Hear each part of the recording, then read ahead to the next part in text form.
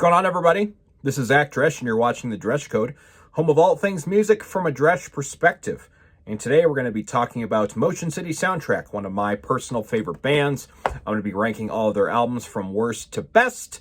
I love them so much. They're a Minneapolis-based band. They've been around for over 20 years. They've released 6 albums. They broke up in 2016 for a little bit, but they reunited in 2019 for a tour, and they've been continuing ever since, of course, when they can, due to the pandemic and everything. They are continuing their Commit This to Memory anniversary tour this summer in 2022, and needless to say, I'm very excited to see them again. I've seen them about 7 or 8 times now, so yeah, I'm pretty stoked. But first, let's get down to business with the album rankings, and let's get started. Coming in at number 6 is their most recent record, Panic Stations, which was originally their last record before their long-term hiatus or breakup in 2016. This is a fun album. It's very simplified and it's recorded live, so that's pretty cool. This is their only album to not feature drummer Tony Thaxton on drums, which was honestly a huge issue for me because Tony is one of my favorite drummers of all time. Claudio Rivera steps in and does great work, does fantastic work, don't get me wrong, but he's just not Tony. That being said, he does a lot of really cool stuff on this album. There's some fantastic tracks on here. I Can Feel You, Gravity, and Days Will Run Away are the best songs on here. The album finds the group changing their vibe a little bit more. It's more of a 90s alt-rock vibe that the band has cited influences in. I can definitely hear a lot of Superchunk. You can hear some Pavement, all that kind of stuff in here, Guided by Voices, stuff like that. But it still retains that Motion City Soundtrack sound. Some songs just don't do it for me, like TKO is a little too slow, Lose Control is a little too simple for me, but it's still a solid album. It's just not my favorite compared to the other 5. I'm going to give this one 3.5 out of 5 Fro picks.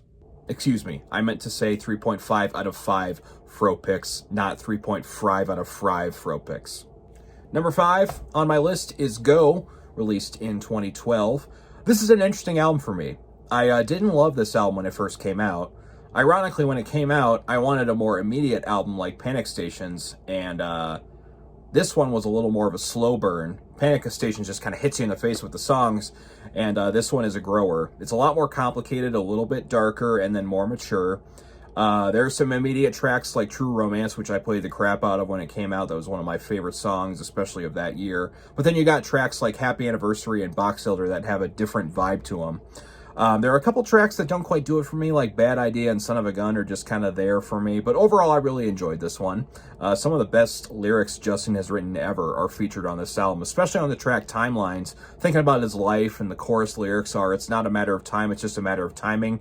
Do you ever wonder how you got to here?" Oh, I just love those lyrics so much. I really relate to that. Blows me away. Everyone Will Die sounds like a really dark song, but it's actually about living in the moment and enjoying your life. And the string arrangements on that song are just gorgeous, and Justin's vocals really, really shine. The Coma Kids really catchy too. Floating Down the River is a great closer. It's a solid album. I don't go back to this one as much, but I really should. I'm going to give this one 4 out of 5 Fro picks. Number 4 on my list is their debut record from 2003. This is called I Am the Movie. While I love it, it still sounds like a band not sure which direction to take. There's a lot of great energy here, no doubt about that. However, to me, some of the songs just don't quite hit the way the next 3 albums do. Autographs and Apologies and A-OK are just tracks that don't quite do it for me. Same with Mary Without Sound. This band excels better when they're poppier and more melodic. Like an obvious fan favorite, The Future Freaks Me Out, and My Favorite Accident, Shiver. Those are all fantastic cuts, as well as the underrated Capital H and The Red Dress. Really, really great songs. This is still a band figuring it out, and that's kind of why it's a little lower. I will say, though, Perfect Teeth is amazing, and I don't want to forget that track. I'm going to mention that in the top 10 songs as well, as a little hint. You can watch that when that comes out. Great album, but it's just not everything excels for me, and for that reason, I'm going to give this one 4 out of 5 Fro picks. Coming in at number 3 is Even If It Kills Me.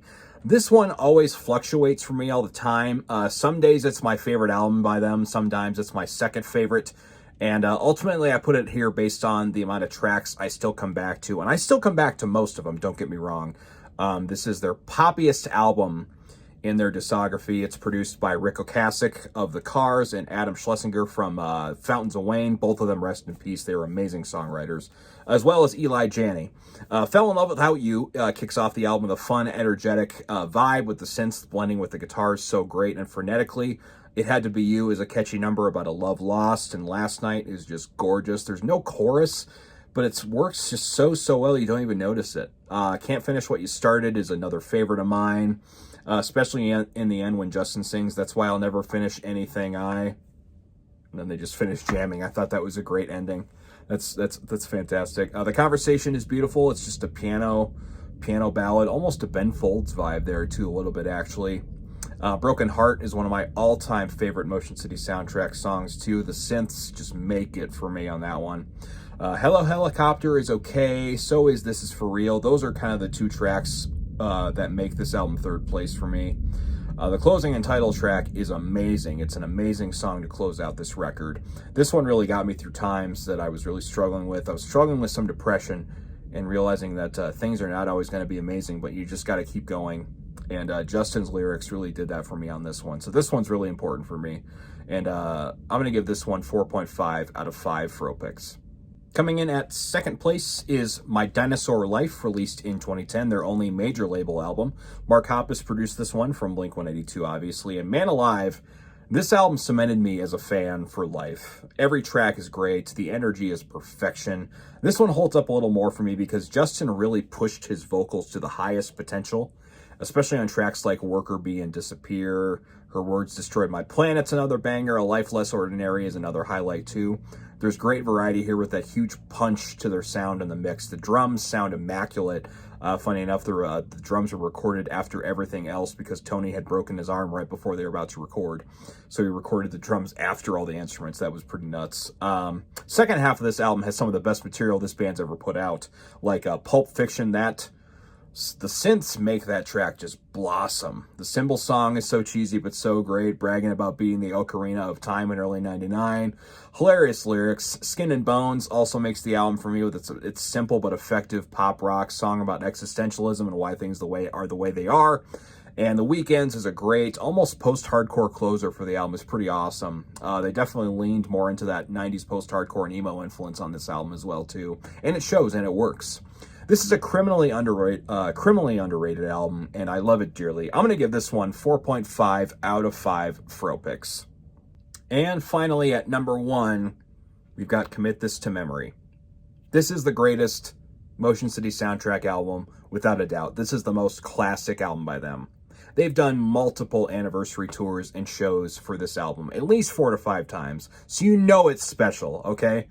This is the album that got everyone on board with the band, and the hooks and melodies and self-deprecation of singer Justin Pierre's lyrics just scream relatable, you know? Highlight Everything Is Alright is a perfect example of this, one of the catchiest choruses of all time. Yet again, Mark Hoppus produced this album. This was the first one he produced, actually, and he makes a cameo on the track Hangman. This album is full of their staples: Attractive Today, LG Fuad, Time Turned Fragile, Make Out Kids, and of course the gorgeous ending track, Hold Me Down. If you look at most of their regular set lists, you'll see that they play at least 7 to 8 tracks off this album a night on tour, so you know it's an important album for them. So yeah, this one is essential and seminal for me and helped me in my upbringing and listening to a lot of music like this, so it's got to be number 1. I'm going to give this one 5 out of 5 Fro picks. Thanks for watching the video, everybody. How would you rank the Motion City soundtrack albums? Would you rank them like I would, or would you rank them the opposite to piss me off? Let me know in the comments what you think. Be sure to like and subscribe, hit the bell for notifications, and we'll see you on the next video right here on the Dresch Code.